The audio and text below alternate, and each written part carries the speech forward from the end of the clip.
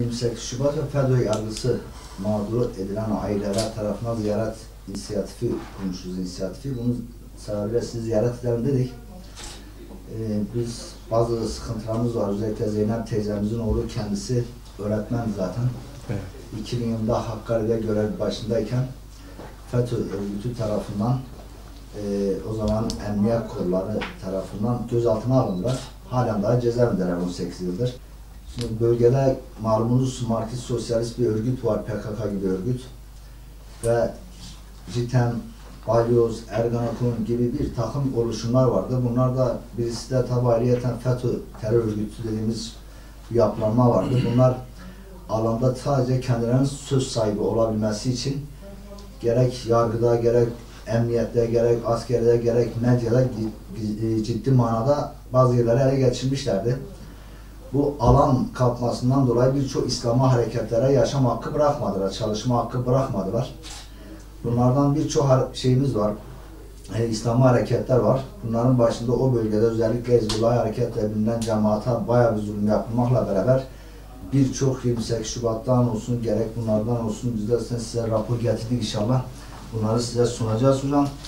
Burada özellikle Hüdapar'ın çalışmış olduğu rapor, hazırlanmış olduğu raporu size sunduk. Bu rapor en üst seviyede Cumhurbaşkanımızdan tutun aşağıya kadar bütün bilimlere verilmiştir. Bizde Elazığ'da Zeynep teyzemiz olduğundan dolayı mağdur ailesi. Gerçi eşim de mağdurdu. Ben de eşim muhasebyle FETÖ yargısı mağduruyuz. Bunu sunduğunuz raporda zaten mahkemelerin, hakimlerin, savcıların hepsinin bilgisi var. O kararları veren bu hakimler, savcılar, emniyet güçlerinin birimleri, emniyet müdürü olsun, savcı olsun hepsi hemen hemen %90'ı şu anda cezaevinde vatan haini şeyinden gitmişler terör örgütü olarak. Bunlar hep kendi uydurma iddialarıyla bu Müslümanlara yaşam hakkı vermediler. Biz de dedik bu ailelerimizin sesi olalım. Gerek bunların tekrar yargılanma bazında olsun, gerekse mağduriyetten giderme anlamında olsun, hükümetin ve daha da kimlerin bu işte ilgisi varsa daha da bir dikkate alıp biraz öncelemesi için böyle bir inisiyatif kurulu sizlere ziyaret ettik. Zeynep teyzemizin evladı gibi birçok arkadaşımız da hala mağduriyet yaşamaktadır. Bunlarla ilgili tabii 28 Şubat mağdurları inisiyatifi, böyle bir grubun, böyle bir inisiyatif ekibinin oluşturulması gerçekten bu arkadaşlarımızın en azından sesinin duyurulması açısından çok önemli.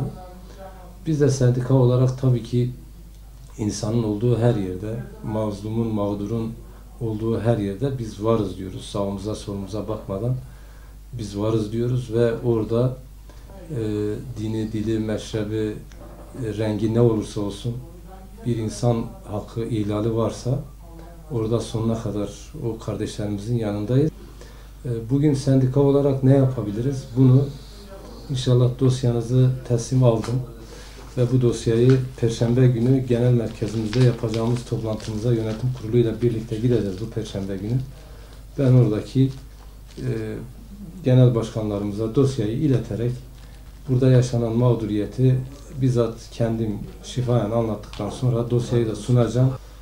Bu konunun takipçisi olacağımızı burada ifade etmek istiyorum.